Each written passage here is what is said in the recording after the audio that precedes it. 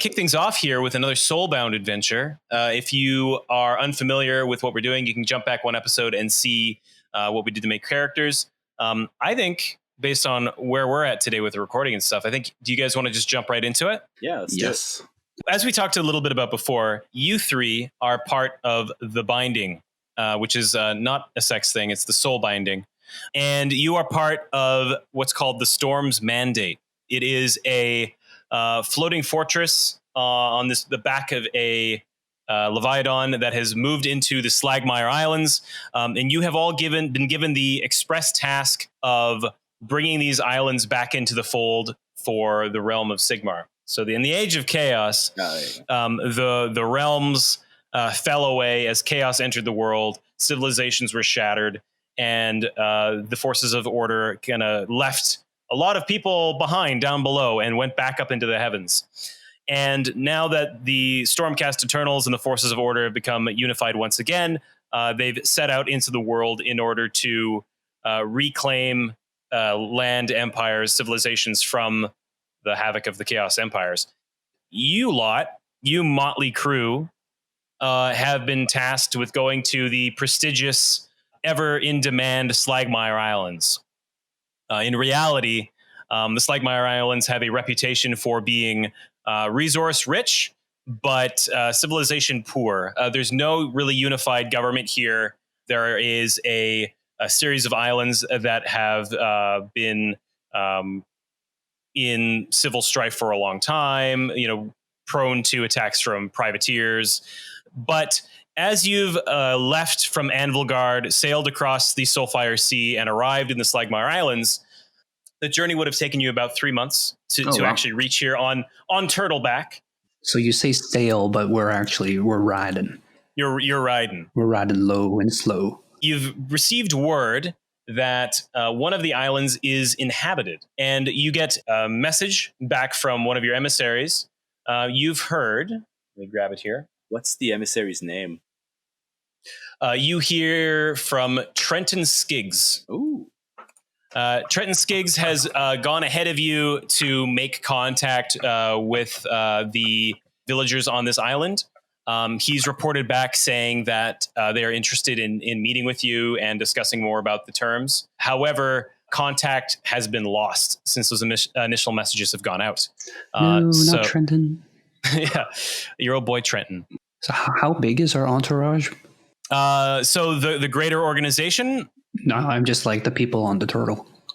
It's a little bit of a skeleton crew at the moment. You're going to have about a dozen people manning the turtle. But this is like quite a big turtle. It's as far as turtles go, the actual castle or fort is something that you could walk across. Imagine like it's a few city blocks in size, as opposed to the much smaller, bigger turtles. Smaller, large tortoises. Yeah. That said, like this is a mobile base. We can describe it a little bit more when you're back there, but right now you're already on the waves. You see in the distance the island looming up large. It is dominated by a rather large single peak, and it kind of rolls out towards the coastline. You see a lot of rolling hills, thick jungle canopy. And as you begin to make your approach, you see the town of Farnswallow. It is a coastal village. It's built up kind of on, nearest to the water. It's built up on wooden piers and floats, kind of like half kind of out of the water as the tide will come up and come in and out. Yeah. Do you guys want to what are you guys doing while you're on this little vessel? Frostglade is going to spend 3 months, which is a very long time, though maybe not for him, getting to know the Leviathan, because I am every animal friend. Awesome. I dig that a lot. Yeah, I want to make sure he's in good health. And if he's not for any reason, he or she, I want to be able to do something about that. What is our friendly turtle's name? You know the turtle to be Torlan. Oh, all right. Didn't expect the name, but okay. Torlan, the turtle that is also a land. Hey. She is known as the Queen of the Leviathans. Oh. Oh, wow. Whoa, we got the royal treatment. Yeah, no kidding. Yeah, it is a very intelligent creature, but it's nothing that you have necessarily been able to connect with. I think we can do a little bit of that sort of scene when you come back. You're not on the Leviathan right now. Actually, you've left on a smaller vessel to approach the island. But it is certainly a gentle giant, but it is one of those situations where it's slow. It's not super maneuverable. So you do have the situation where you need to basically embark on smaller crafts away from Torland when you want to go towards the islands. To do like make a landing almost. Yeah, exactly. So yeah, who's is Phallus piloting the boat or navigating the boat? How big is this landing dinghy? Like a little kind of a skiff. You'd have. Well, so let me rephrase. Sloop, skiff is probably too. Skiff is probably too generous. You could seat like 10. Oh, on this thing. Yeah, that's bigger than a sloop. Oh, sloop, baby, sloop. Also, I should mention, as you are sailing through the ocean waves, make a perception check. So I should say not perception because that is a different system. Awareness? I should say make an awareness check. 3-1. That is body or mind? That would be mind. Sick. Perception, mind. Nice. All right, so I've got 2. So I'll also explain how tests work in Soulbound. When we are doing checks, we are going to be doing what's called DN or difficulty number. And then you have 2 numbers. You have like 4:1 is the average check. 3:1 is a fairly easy check. And then, I'll say the skill and the attribute. And basically you add your skill and attribute together to get your dice pool and you roll that. And the first number, which I said was 3, the amount of successes is dictated by what you beat that by. So it's 3 or more. When I say 3-1, it's 3 or more. And then the second number, which is 1, is how many successes that you need. So nice. A 3-1 check is pretty simple. Something that might be a little more difficult is like, you would increment both numbers. The amount of successes would go up as well. All right. So how did you guys do? I rolled as I always do, which is terribly. And so I have a 2d6 plus 1 because I mathed it and said that focus was better than training. So I rolled my 2d6. And would you care to guess what I got on my dice roll? I'm guessing you got snake eyes. Snake eyes. There we go. We're off to a good start. Strong start. We did Frostglade, 3 successes. There we go. Nice. And Okri? Attaboy there, Frosty. 3 successes. 3 successes. Okay, so both of you spot this quite quickly. It is, let's say... That's why I didn't see anything. Yeah. It's just a little bit past high noon. And you see the village as you're coming up to it. You hear... the Soulfire Sea is kind of splashing up against the hull of your vessel. It actually sounds a little bit like if you could imagine like ginger ale being poured on something. It has that like hiss to it. The water here is acidic, not to the point of ginger ale like doing harm to you, but yeah, it definitely has like a little bit of a carbonation feel to it. But that's not as important right now. But you notice soda. You notice that the village ahead of you is there's not a living creature in sight. Uh-oh.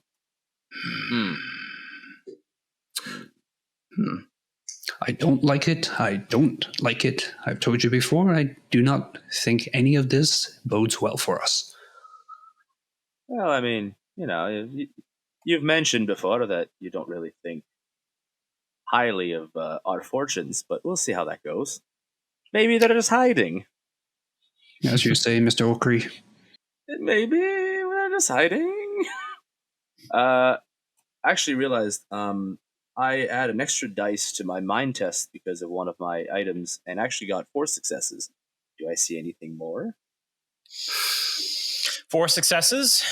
Sure. It's low tide. So you see like a little bit more underneath the docks. You see clear to the other side. You just see kind of these broken down old like fishing traps and boats that are kind of like washed underneath.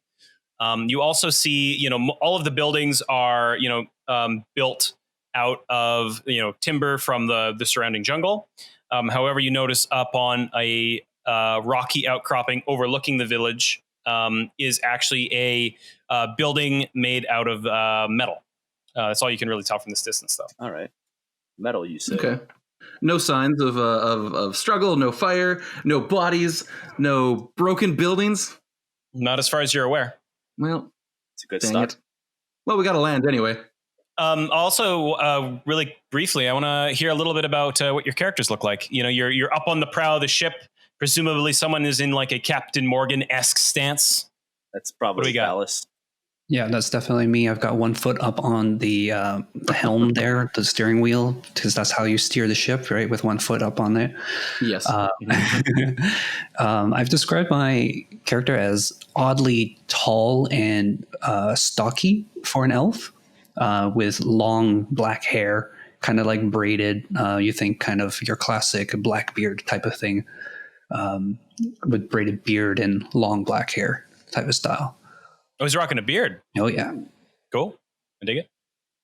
Can elves grow a beard? I don't know. Is this not They token? can now. So I think that your elf can grow a beard. Sweet. I don't know if the canon ones do. Oh, also, I don't care as much about that kind of those level of canon details. Yeah, I this think is that fantasy. somewhere out in the mortal realms, there are elves that can grow beards. And that, Dave, is how we get demonetized. yeah, that's right. Because of beards. That's it. It's fantasy. I can't grow facial hair myself in real life, so I want my character to be able to grow facial hair. It's a real power fantasy we've got going on here. I'm really, just stepping and it's into- not patchy at all, you guys. Yeah. It's super thick. Yeah. Lustrous. What's he wearing for his attire? He's got the classic sea dragon cloak that the Black Ark Corsairs have. He's got this kind of like a tricorn-ish hat on him. Ooh. And he has the most thing that you can see most clearly. He's got this kind of longish, about the size of your thigh, I guess, a hunting horn that is fashioned from a monster cool. that he had killed. He kept it as a trophy and fashioned it into a horn that he can blow, to signal danger or whatever, or to freak Cool. the people out. How about you, Frostglade? Frostglade is the archetypal Kurnoth hunter. He's fully 12 feet tall, of forest-made warrior. He's got this I imagine the magnificent... boat lists a little bit to one side, I think, yeah, as you guys are going. as I lean back and forth. He's got this magnificent crown of thorny branches jutting higher from his head. He's got thorny vines and creepers and other new plant growth sort of erupting from the joints of like the rest of his body, which is ages-old hardwood. And his eyes glow the same deep green as the many ruins and whorls of energy that are seemingly tattooed across his wooden body, that you guys, my allies, would certainly recognize as the symbols of Girin and Hish. And probably the other thing that you guys notice is certainly this magnificent great bow. It's 10 feet wide, seemingly grown whole from the boughs of like a blood red tree. And Frostglade never ceases to have at least one protective hand on it at all times. Even now, as he gazes over apparently the completely normal scene. Don't drop it in the water. Yeah, exactly. It'll float though. It's made out of wood. So it's 10 feet wide. How tall is it? Oh, sorry. That's a wide bow. 10 foot wide. Yeah. Yeah. Or maybe he always holds it sideways, That's the cool way to shoot a bow. That would make for some difficult shooting, but yeah, maybe that's pretty badass.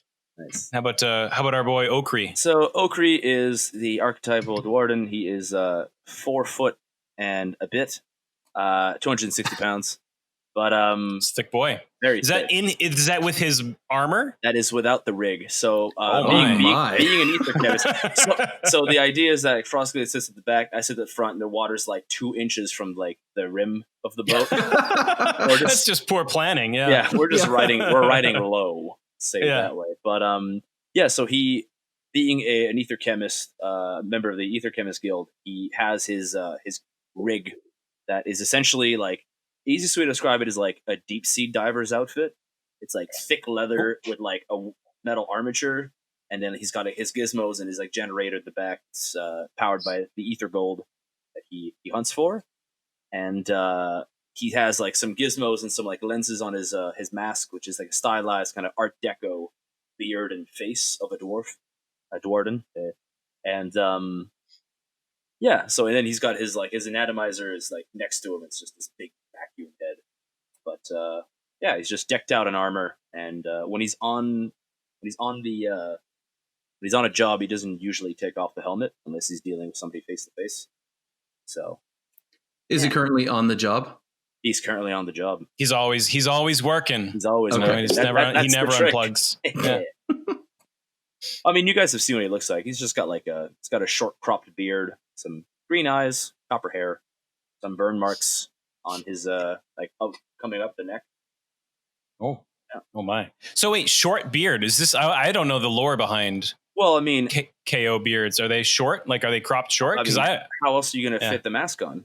I don't know. I actually used to think their masks was like actually around their beards is what I had thought originally, but I guess it's just stylistic. Well, that's why the mask has the beard, because you can't have it in real life. Oh shit! Really? That's hilarious. Makes sense, okay, doesn't it? that makes more sense than surrounding their beard in armor, I suppose. Yeah. So it's like it's a short crop, like it's not super big, which Just stuff it all in there, you know. yeah, Don't worry about the shove sweat. it in. Yeah. Oh god, No, that'd be rank after a few missions. Yeah, it just falls off, really. Oh god. Okay. All right. That And makes on sense. that note, Yeah. So what do you do? it's the other power fantasies. My beard is easy kept. Yeah, it's well kept. Don't you need the beard oil? Apparently, during all this COVID stuff, people are talking about their COVID beards, and they're like, "You got to get the beard oil if you want to keep your beard." I tried that. Didn't take. No. But enough about beards and lack thereof. You are all surveying the scene of the empty village that seems totally fine. What do you do? What say you, Mr. Okri? I don't really want to go in there, but probably should take a look, because if these are the people we're supposed to talk to, then odds are they're dead. We can't do business, can we? Well, it seems like your eyes are better than mine. You see anywhere where we can land? I'd assume the dock. Mm-hmm. Yeah, you could pull up. Do we spot a dock? Am I that blind? Yeah, you'd be able to pull up into the docks. It's low tide, so you're gonna have to kind of Low tide. That's a bad time. beach it. It is a bad time, but you can beach it. That'll be fine, right? Yeah, I think we might as well beach it, because You're talking about beaching a ship that can hold 10 people in it. It's not like a rowboat or dinghy. Yeah, it's a longboat. It's not super. 10 people isn't that much you can fit that many people on a lifeboat. It's like, if you're talking like modern standards, it's your standard like family goes out on a boat on the lake kind of size. Okay. Yeah. So it's like a rowboat. You're not in a galley or anything. A really big rowboat. I thought it was something that could sail on its own without manual power.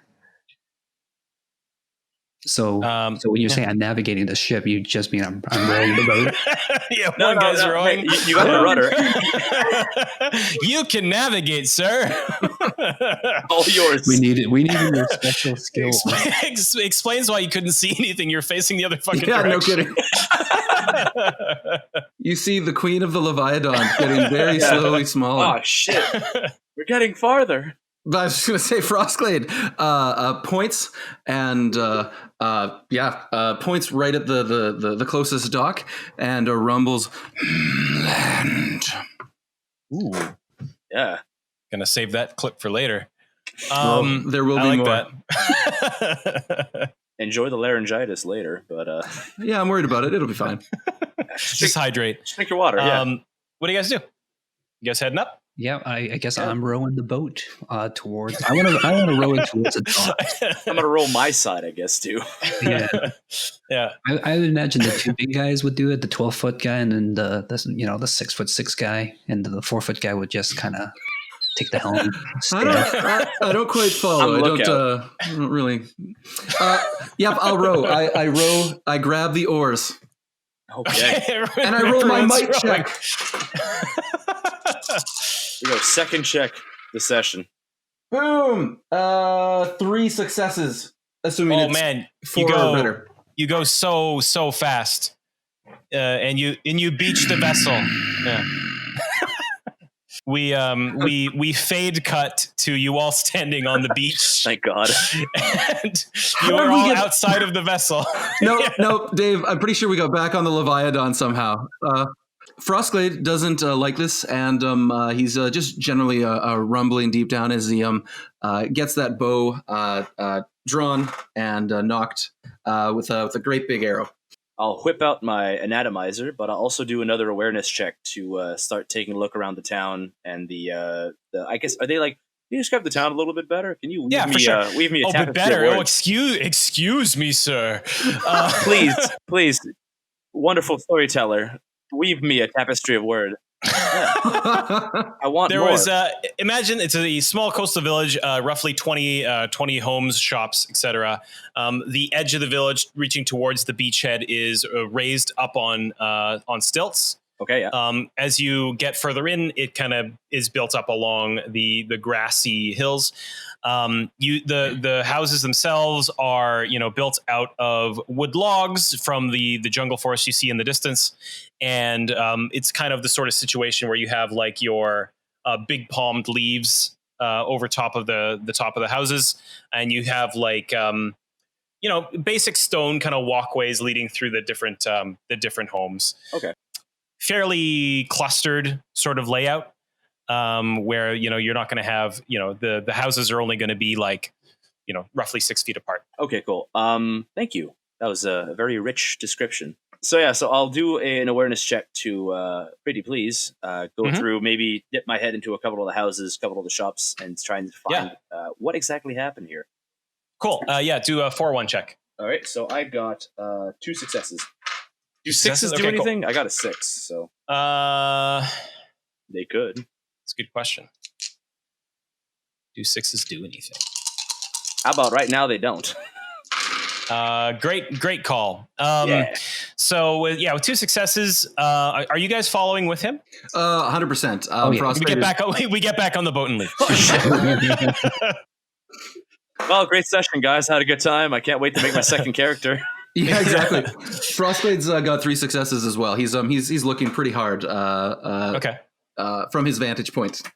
Yeah. So he's okay, cool. So Okri, you're heading towards one home. I'm assuming Frostblade, you're checking another one. Kind of like doing that across correct. The way each. Cool. Yeah, you guys are you're slicing the pies. You go down this little street.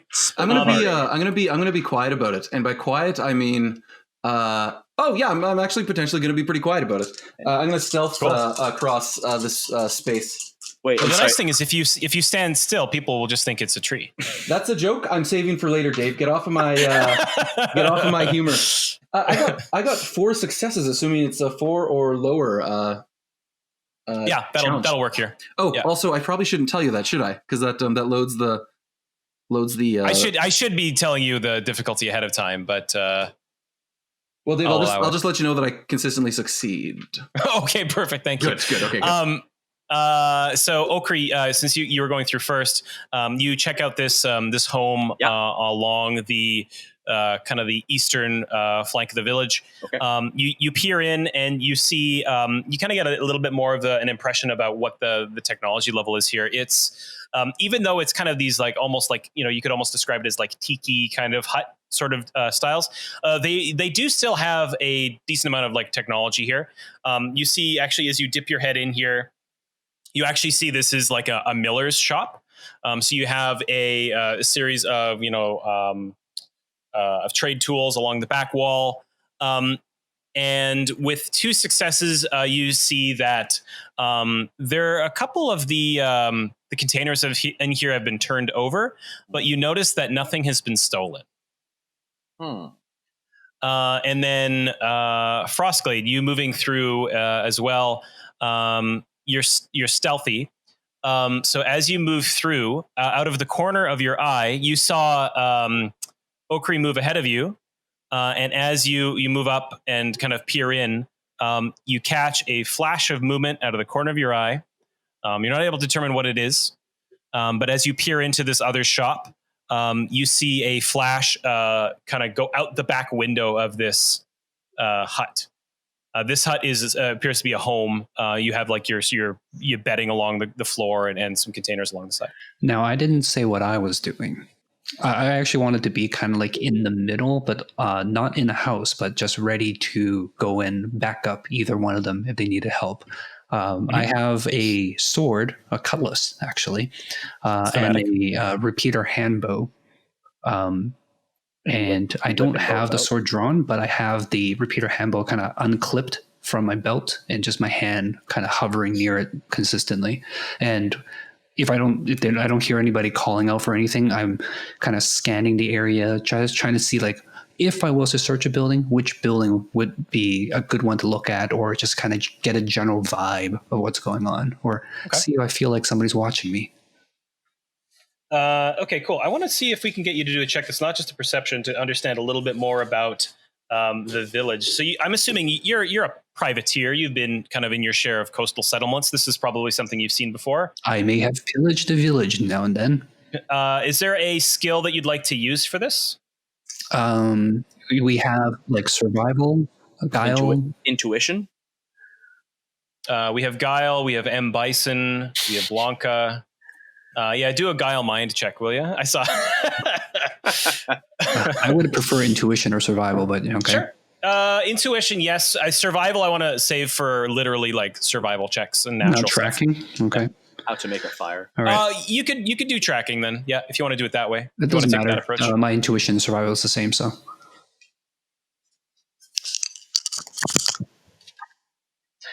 All right, so I got a 3 and a 2, but they both have +1, so I get a 4 and a 2. Okay, cool. 4-1 will do it. Okay, so you're looking at the layout of the village, right, and seeing like what you said was you wanted to know what was an interesting place to check out. Yeah, I just want to see like if I was to search a building, which is a good one to search, or just check vibing. What? So yeah, I'm kind of wanting to know like what's your criteria for that. Looking for anything that's kind of odd, maybe a place that looked like it's already been searched, such as, having a door open, or a place that looks like it's been damaged, or sure, that kind of stuff. Just for a frame of reference, you guys came up on the east side, in the far west, in the back, up on a rocky cliff overlooking the town.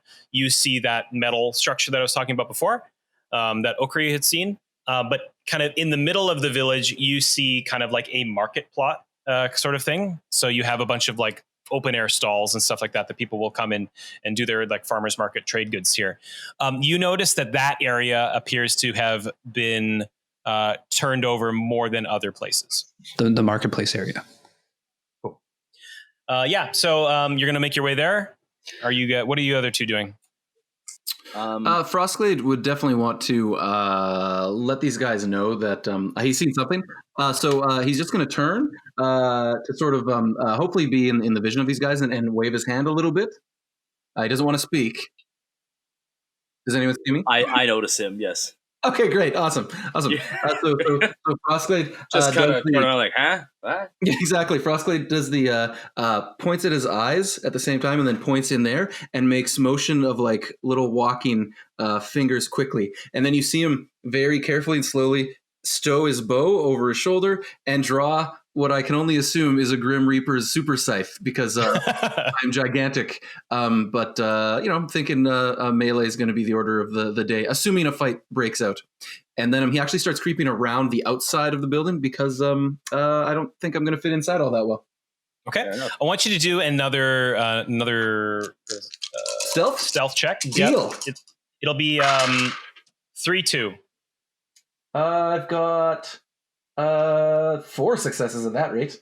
Okay, nice. Okay, you move like you're a hedge outside of this building. You drift around the side, and so I think in this case, what I would need you to do is another perception, though. That'll be 4-1. All right, that's we can do that. My perception's pretty good. Oh, awareness. Perception. Oh, sorry. Yeah, I'm gonna need to get better at that. Awareness mind. Yeah. Every time we use perception, that's one more lawsuit from Wizards of the Coast. Yeah. I've got. What was the difficulty number? 4-1. Got it. I've got 2 successes at that rate. And you spot this hunched humanoid figure make its way into what appears to be like a a windmill that has been since dismantled. Okay. The creature didn't notice me. It's just going on its way. How big of a creature is this? So it is roughly human sized. You got 2 successes. Yep. Okay. Yeah. So you actually are able to see this thing, and in the bright sun, you notice that it's sticking to the shadows quite a bit. But you see that it appears like quite emaciated. You see that its skin tone is this like sickly green blue, and it actually has adorned itself with bones piercing through its forearms and shoulder blades, and you see it scuttle into the building. I see Nico's eyes light up there. Okay, so I'm gonna roll the only knowledge type check I think I've got just to see if I know what it is. But Sure. Regardless of that, I'm gonna make sure that it doesn't come immediately back out of the building, and then I'm gonna head to go to the others to tell them what I found. I'm gonna roll nature. Okay. In this case, you'd actually want to roll a lore. Oh, okay. Yeah. Oh yeah, I guess I can roll that, can't I? Of course, even if I'm not awesome at it. Yeah, it's not a natural. Lore. It's not a natural skill yet. Cool. So do a 4-2 lore. 2 successes, 2 5s. Oh, nice. Okay, cool. Normally a creature of the night, which is kind of why you surmise it has been sticking to shadow. It is what's called a Crypt Ghoul. These are former humans. They are cannibalistic in nature, and they are aligned with the Order of Death. So seeing it here, let's see, you got 2 successes. I can also tell you that they are not solitary creatures. We should capture it live. This Crypt Keeper's probably got some tales to tell. Nice. Okay. I'm going to creep my way to these 2 guys. You mean you're going to crypt your way? Nope, creep. Nice. Damn. Nope. Absolutely Too serious not. about it all. I try to surprise them. Probably fail. Frostglade comes up to one or both of you, whoever you can find. I'm probably more noticeable because I'm still in the middle of the street or middle of the marketplace. Okay, cool. That's probably. I'm also taller. Cool. Frostglade heads in your direction, and when he gets to you, he bends way down and he says, "Crypt Ghoul." All right, let's go get Mr. Okri and we'll take care of it. And I pull out my cutlass and my repeater handbow. I know which building Okri went into, right? So I think he was in that building over there. I'm shuffling through stuff, trying to find out, going through the pots and pans, I guess, and the miller's tools, trying to see what's been missing. Shh. No. I think Okri had seen you before, so I think you are alerted to something's up, right? Because you saw Frostglade's hand signals before. Yeah. Are we anywhere close to the windmill, or is that a ways away? Not far. You're probably 15 feet away. Okay. I assume you guys fill me in on what exactly happened. Yeah. Mr. Okri, I knock on the glass. Yes? We got trouble. What kind of trouble? Crypt Ghouls. Oh, God, I hate crypt ghouls. What glass do you knock on? He was in the building, no? Oh, they don't window. have glass windows here. That's all open air, baby. These poor people. All right, I knock on the resort style gap in the wall where the window was. Okay, cool. One second. Oh, no. Shh. Okay. Oh, that's the worst kind of rolls.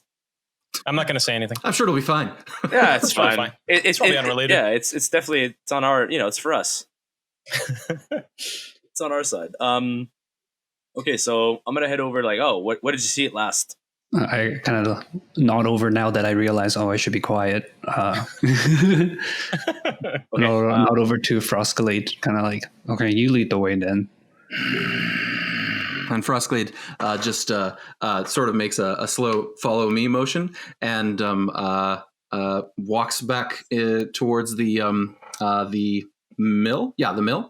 Mm-hmm. Okay. And once we get across the way from the mill, he bends down and just points at the mill and says, Okay. "There."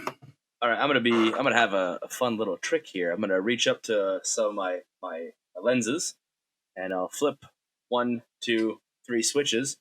I can see through 5 feet of solid matter. What? That's amazing. Okay, Wow. you have bat vision. Then. I got okay. I got X-ray vision, so I'm gonna like. Okay, and cool. I want to see through the windmill. So what I have are etheric lenses. They grant me witch sight as the talent, so I can see magic, and an additional 1d6 to any awareness tests. And additionally, I can see through solid surfaces up to 5 feet thick. That's crazy. So it's pretty great. Okay. All right. Well, All right. Interesting. So, yeah, I don't think I can just describe it to you, I suppose, then. So the mill is about, it's not huge. It's about 15 feet in diameter. Right. It's, circular. As you look inside, I'm guessing like you see like thermal kind of, I want to kind of paint a visual picture. Like, what do you see? At this point, it's up to you. I mean, like, I would assume it's kind of like gray. Oh, it's almost like like night vision. I can see like white and detective vision. Yeah, exactly. Like white and green kind of thing. But it can be thermal. I mean, it can be whatever you want it to be, right? Whatever makes it easier. Gotcha. Yeah. So you see huddled in the darkness of this mill. Oh my goodness. You see 4 of these crypt ghouls. Oh. And yeah, as I was saying, they are hunched over cruel-looking, emaciated humans. They are adorning themselves with, different bones and like animal bits, kind of like hooked into their skin. Several of them have this thick matted hair, or like this like molted like scabby skin, kind of all over them. You actually see that from the top of the mill, there is a shaft of light covering the back wall. So you actually realize that they are, as you flip your lenses on, it almost seems like they're right there next to you, because they're right on the other side of the wall. Oh, okay. They are huddled up against the side where the door is, because the light is shining in against the back wall. Okay. It also appears that they are aware of you, as they are crouched watching the entrance, and they have a variety of bone shivs and hooks and everything. Yeah. All right. Well, I'll flip that back to normal. I'll just turn around to the guys and say nothing. Absolutely nothing. Good luck. No. I'll turn around. I will say they're aware of us, and let's try and catch them by surprise. Right. What's the plan then? Froskelade, you're 12 feet tall and made of wood. I suggest you can go first. Yes. Perfect. I didn't think that was going to work. You're just that charming. Wow. Okay. Sure. Uh-oh. Whatever. It's fine. I'm sure it'll be fine. Perfect. All right. That's the plan. I was taking a sip, assuming there was more of the plan, but you really meant it. That's the plan. I'm going to essentially knock on the door. Okay. You're that's the plan. You're 12 feet tall, made of wood. The door is open, by the way. Oh, okay. There's actually no door, because they don't believe in doors in this village. Just like they don't believe in windows. No doors or windows. Yeah, there's no doors here, idiots. God. Okay. So Frostglade is kneeling down and just like staring at Okri and waiting. And then when there's no more to the plan, he shrugs really slowly and stands up to his full height and just goes walking towards the door with his scythe up and says, "Hello." Oh God, that's terrifying. Jesus. All right, now we start combat. Oh, that's the magic word. Hi. Well, it looks like those Farnswallow boys have gotten themselves into a little jam. In the meantime, let me jump in and do some show notes. Hi, everybody. It's Dave, your DM here. Couple quick notes today. One is welcome to the new campaign, obviously. The next is that we're looking to actually try to start posting up new episodes every other week. So we're going to try and make Warhammer Wednesdays a thing. So every other Wednesday you'll get an episode. A couple other things too. We just got a affiliate link set up through Drive-Thru RPG. So if you're looking to pick up a copy of Soulbound, you can find that in the show notes. You can get a little link to go on to Drive-Thru RPG from there, and anything you purchase through there gives us a little bit of a bonus. As well, if you're looking for updates on new episodes, obviously, please consider subscribing. That does help us grow. And if you're looking for other updates, just general status updates, bad memes, pictures of my husky, you can find me on Twitter at DWDryden, and you'll be able to get the latest there.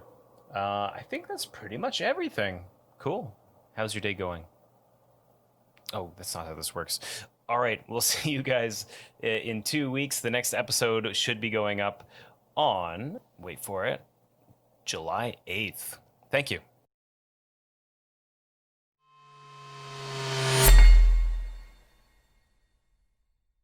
I gotta check actually the Hello initiative from the stuff other here. side. Hey, Where is it? it's actually Reflexes? just No. it's actually just our initiative stat. Oh, that's right. It'll be Yeah, you right guys by have a your passive combat one. abilities, your initiative. So we don't roll for it. Nope. We just is. We are. It just be. We just be. We just are. We just be Frostblade initiative. 7. Holy moly! What the heck? 7. Did I Yeah. make my character wrong? I feel like I'm rolling like only 2 or 3 dice, and everybody else is getting like 5. But this isn't a dice roll or anything. I know, It's, but- Wow. Yeah. My initiative is 2. I'm slower than a tree. Wait, what? And reflexes add into it as well, right? I believe. I believe so. Let me. Yep, they do. All right. Well, maybe I did my stuff wrong, Dave. I did Yeah. pass my sheet to you to take a look at, but What would he know? Come on. That's whatever you were talking about for you. Let's see. Yeah, it seems to be built off of mind. here you and go. Reflexes. Yeah, it's 2 things together, right? Awareness and reflex skills plus your mind. Awareness. Oh, and reflex. Yeah, that So it's explains your, it. Yep. your mind plus your level of training in awareness and reflexes. Yeah, I like that it So- combines the mental awareness and the physical ability to just Yeah, react that's really fast. nice. Yeah. so this is where my thing of putting everything into focus instead of training comes and bites me in the butt. Ah. You can respec after session 1 a little bit if you want. We'll roll with it. All right. I'll just be the slow guy. Okay. All right, I'm 5, by the way. Nice. Got the dwarf in a tree faster than the elf. The awkward thing about the whole start the fight when you can't see the enemy and be fast about it is that what do you do in the first round of combat? They have naturalist 1. Okay, cool. So you're not strictly last, Phallus. Phallus is faster than corpses. All right. Frostglade, what do you do? You're stepping in. I'm assuming you're stepping below the roughly 6-foot threshold of this building. Nope, stepping in would be dumb. That's a newbie's suckers game. I'm clearly going to stand outside and wait for them to come to me. If there's such a thing, I ready an action or delay to you know what? In fact, I want to be a full step back from the door so they can come out like idiots, and then I want to cleave them to death. Nice. Okay, cool. So we're going to divide this into a few zones. So basically zones are just like buckets of movement squares, basically imagine. Zone 1 is going to be out front of the building where you guys are standing, within like what would be the equivalent of a city block in this town. Zone 2 is going to be the inside of the windmill, and we'll define other zones as needed. Okay, cool. So Frostglade is readying an action. Okri? All right, well, Okri's going to step up next to Frostglade, and I'm going to whip out the anatomizer, and I'm going to suck out all the air from inside the windmill. So my anatomizer has a modification known as the atmospheric isolation. So I can do I choose a zone, and we do an opposed check of their fortitude versus my crafting. And if they fail, they take damage equal to the difference. It ignores armor. That's amazing. Does this affect undead? I sure hope so. They would, these guys need air. They don't need love. Oh, you beat me to it, Dave. That was my joke. Dang it. So it's going to be my mind crafting versus their body fortitude. So I get 4 Okay, so for they don't have mine, fortitude, so it's just gonna be their body. +1 from crafting, and I have Love. focus, so I get to add 1 to this. What would what would you set the test to be? The DN, because remember you still get to set that. So okay, I think tell me a little bit about your atomizer, because I'm trying to understand, like, you know, they're technically in an area that has open air, right? They're in a box, but it has, you know, imagine like the roof is open on one side, Yeah. right? So I want to know a little bit more about, like, how does this work with getting the air out of the environment? I can tell you as soon as this loads. So so this modification to the atmospheric anatomizer allows you to vacuum up breathable air in the area, causing creatures to suffocate.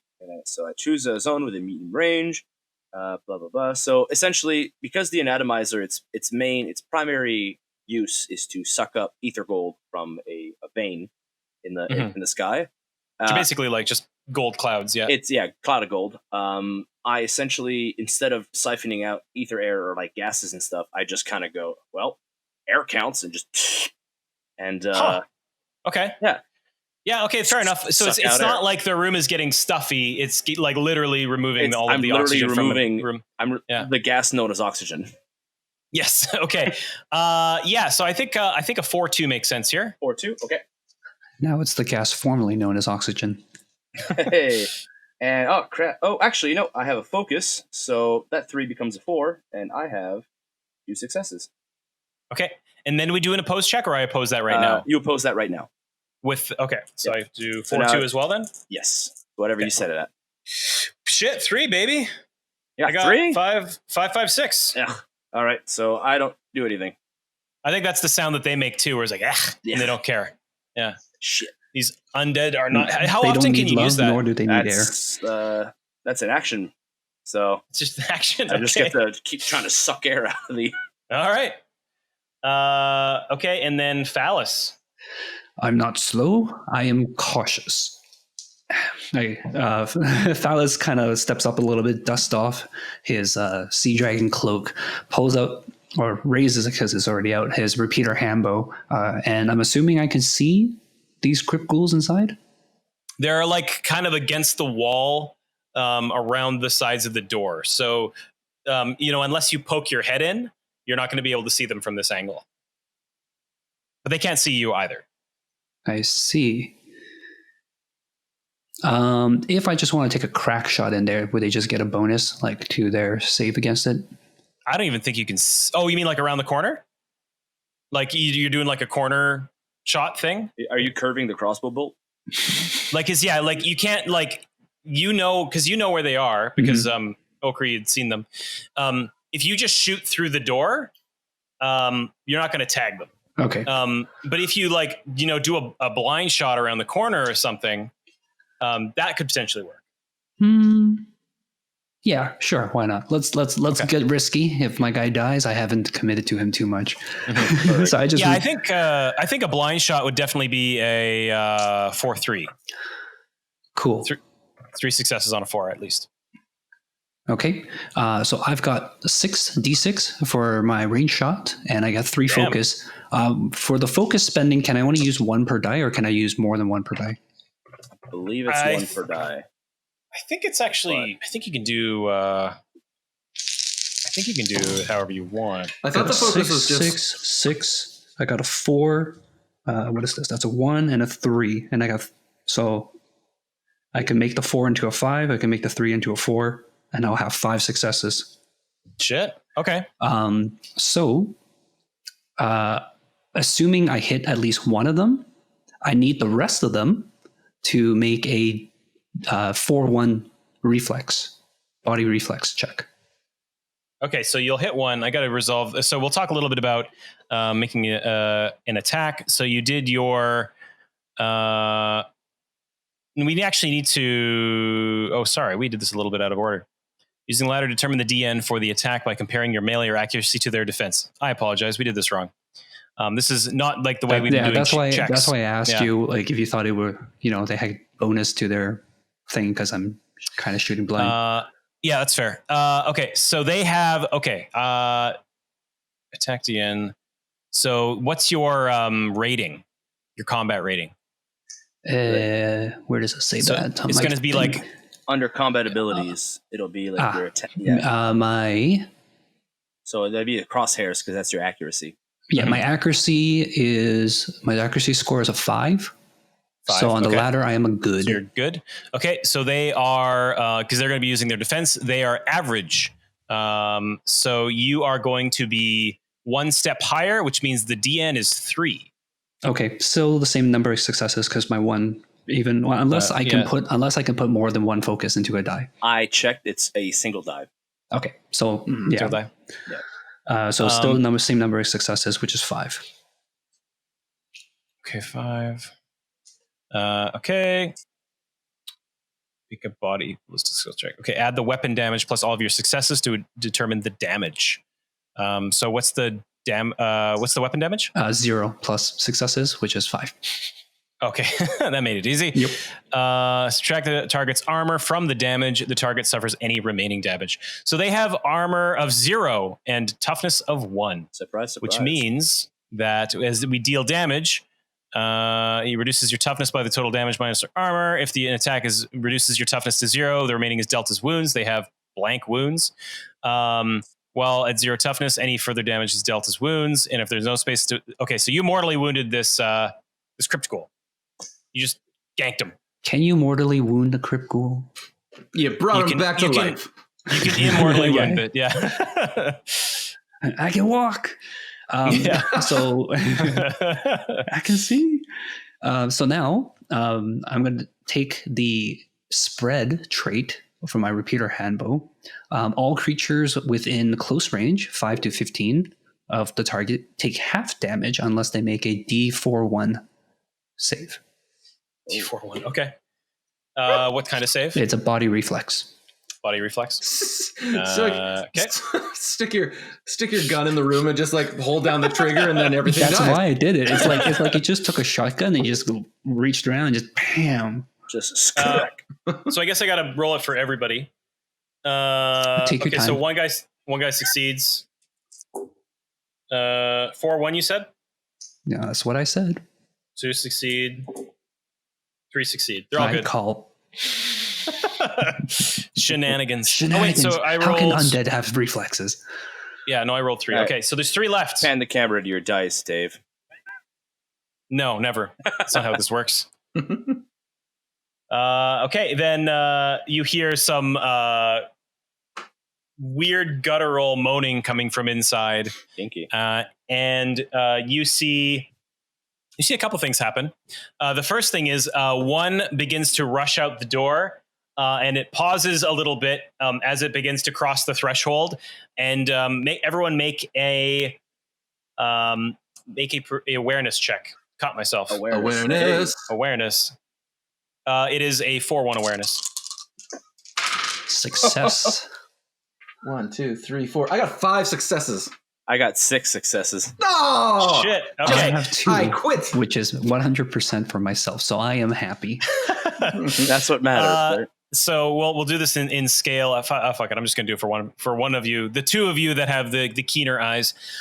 As this Crypt Ghoul begins to cross the threshold out of the windmill, it has this like vicious snarl on its face, and you see its eyes are just pale. It almost has like no pupils, and its lips are kind of like drawn back in like this sinister snarl. And it has like this expression of pure rage. But as it begins to cross the threshold, you see its arm reaches out first, and you see the sun hit the arm, and it begins to sizzle. And as soon as it does that, the creature hisses, and it actually steps back into the room momentarily. But it's going to still come out to attack, which means that Frostglade is going to get his opportunity to attack. So it's coming out to attack, or is it going back in? It hesitated as it got burned. Oh, okay. So it's just coming out. Okay. Yeah, and it's going to have to do a check. But you can go ahead in the meantime. Are any of the others coming out with it?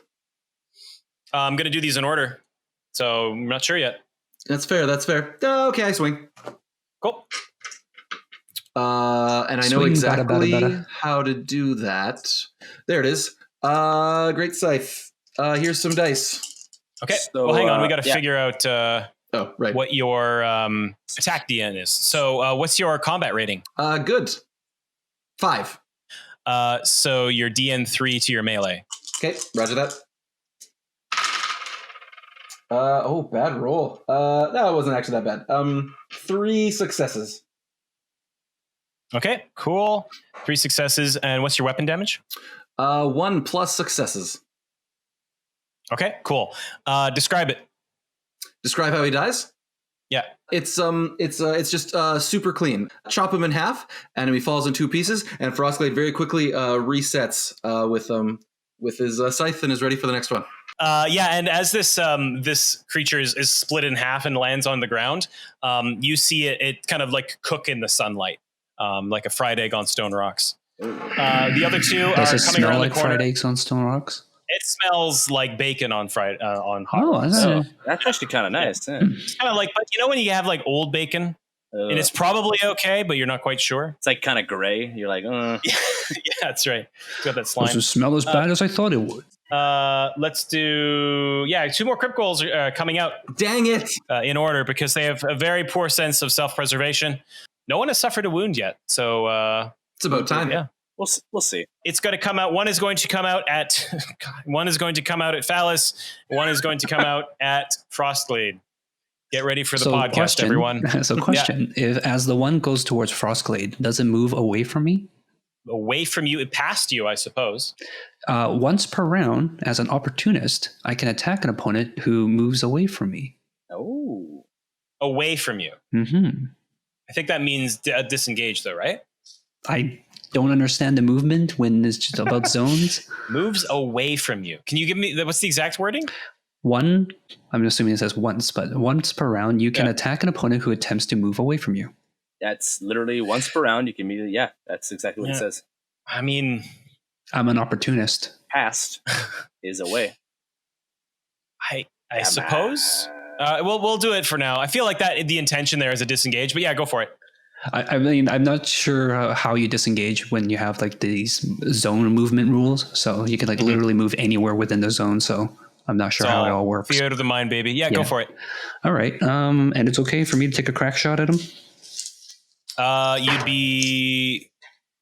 Yeah, you're going to take... it's harder to shoot in close range, I remember. Except my repeater handbow has a close trait, which means it takes no penalty for attacking close range enemies. Look at these keeners slaughtering these these poor innocent Crypt Ghouls. Yeah, go for it. Do we need to ladder this thing? Or is it the same as before? Ladder? It's the same as before. You're 1 higher. DN3. DN3. So I have 4 successes. Okay. So that will do 4 damage. That'll do her. And does the spread still take effect on the other one? You tell me. I would assume so. They're still within 5 to 15 feet. Okay. Fuck yeah. All right. Phallus going hard. Oh, no, you didn't. You can't avoid Phallus's spread attacks. So, okay, what was the save I needed to do? I can see Isaac just cringing. 4-1? Okay. 4-1. Oh, God, I can't breathe. It's physically pain. They succeed on avoiding the spread. They get away from your splash damage. And the nice thing is you actually are able to murder the one going for Frostglade, but there's another one coming for you. Right. I got you covered, Frosty. You take my back. Thank you. Well, he's not going to be able to do that necessarily. They're still going to get attacked. What is your what's your 3. Defense rating? Average 3. Okay, so average versus average, which is going to put them at DN4. Oh, that was an interesting roll sound. That was me slapping the pop filter.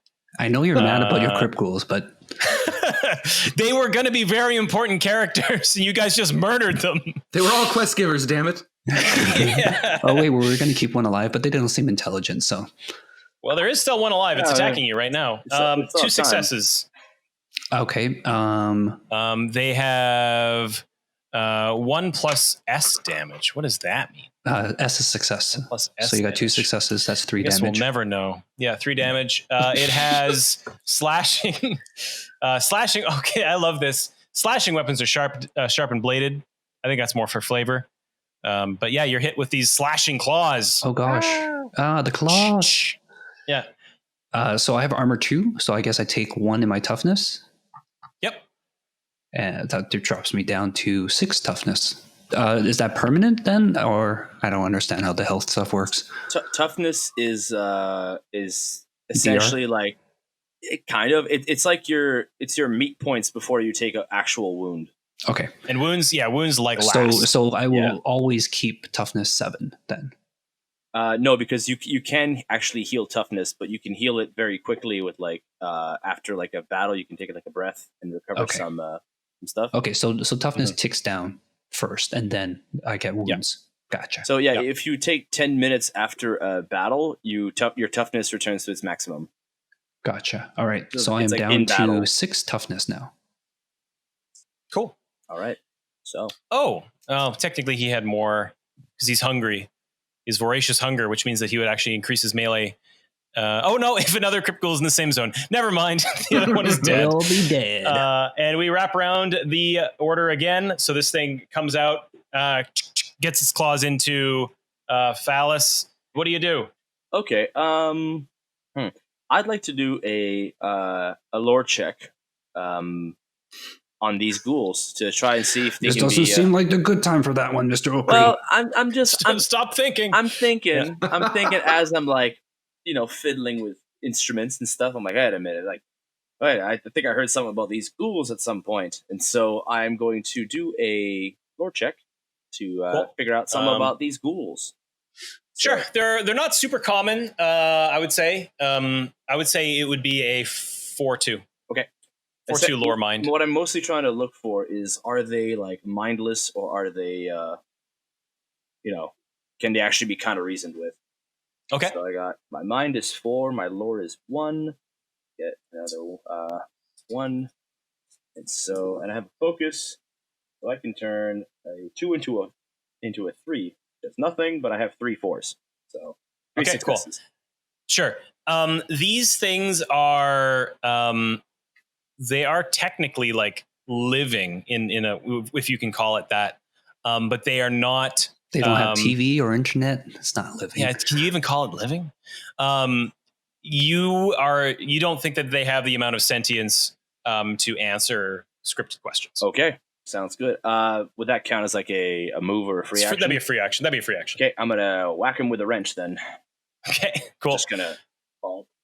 What's your weapon rating? What's average. your whacking rating? I whack.